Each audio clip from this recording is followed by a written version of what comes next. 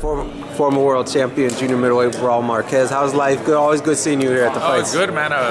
Working, man. Second week in a row here in Vegas. Last week we were at the D Hotel. Antoine Douglas, graduated from Showbox, made his 5th appearance. He knocked out the guy from Australia, Sheridan. It was an easy fight for him, So now he's moving up to hopefully bigger and better things. And now we're back over here with Frank Galarza against Bird.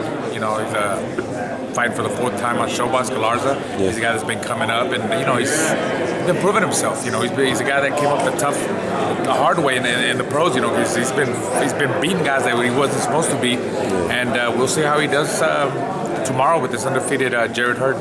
How is it different, from being a fighter to now the afterlife of doing what you're doing now, commentating all over? How is it different? I sit there, honestly, man. I sit there and I was like, I can't believe I did this for many years.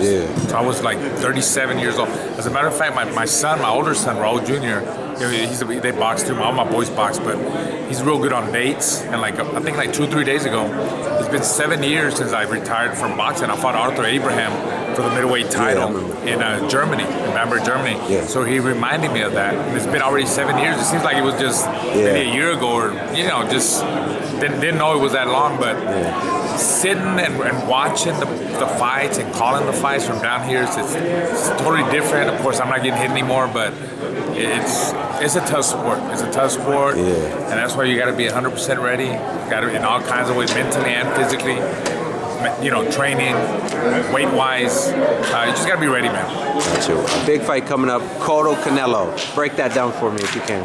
Well, it's a fun fight because it's the whole Mexican Puerto Rican rivalry.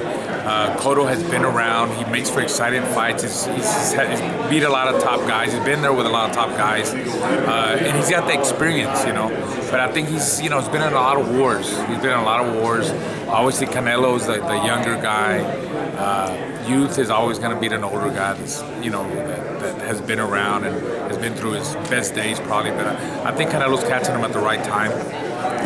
It won't be easy, because Cotto, he's fought big names, and he's been in there in big fights. He might give him some problems if he go get in a little rhythm, boxing him. The way Puerto Ricans fight in and out and stay away from Canelo, try not to engage so much with Canelo, especially early in the fight. Might give him a little scare, might confuse him. You just don't know, but Canelo should win. Have you been paying attention? Floyd Mayweather, Adrian Broner have had a few words for each other over the possible Ashley Theophane fight. I mean, what are your thoughts though if Broner fights Theophane? And I have no thoughts on that. I don't think that's I just don't think that's a sellable fight. He should be fighting better fighters than Theophane. That's just my opinion. Gotcha. Nadi Golovkin, what have been your thoughts on him? Could we see him facing Cotto or Canelo in the future? I don't know about Cotto, but probably Canelo. I think him and Canelo would be a very interesting fight. Golovkin is a solid middleweight. Canelo would have to come up. I don't know if Triple G is willing to meet him at a catch weight. You know how the negotiations go when you have the name, you got the power, and you got the right promoter. They come up with the catch weight.